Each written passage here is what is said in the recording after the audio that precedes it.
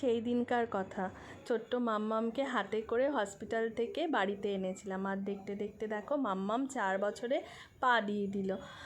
সেই ছোট্ট পেখম সোনার আজকে জন্মদিন, আমাদের মামুর জন্মদিন, আর আমরা সকলে মিলে হাজির হয়ে গেছিলাম।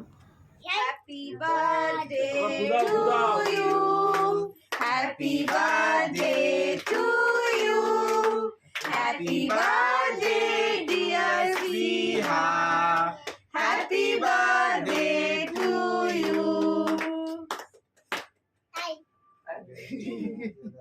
ক্ল্যাপ করো, ক্ল্যাপ করো, সবাই সবাই জোরে ক্ল্যাপ করে দাও। বাচ্চারা কীরকমভাবে বড় হয়ে যায় তাই না?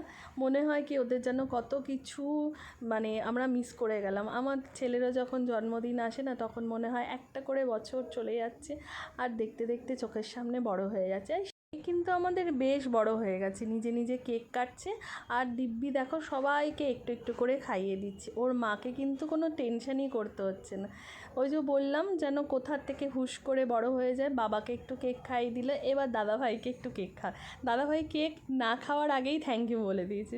এইটুকু ছোট্ট মেয়ে হয়ে কেক কেটে কী সুন্দর সবাইকে খাওয়াচ্ছে, এটাই যথেষ্ট। এরপর আমাদেরও হাতে চলে এসে পেখমের হচ্ছে কেক, তারপরে আমরাও কেকটা বেশ এনজয় করলাম। আর পেখম সোনা তো কী সুন্দর একদম শান্ত মেয়ের মতো কেক নিয়ে বসে পড়েছে, আর দিকু তো এখানে কেক এনজয় করছে। তার আগে আমাদেরকে পায়েস খাওয়ানো হয়েছিল, কেকের আগে আমরা পায়েস খেয়ে নিয়েছিলাম।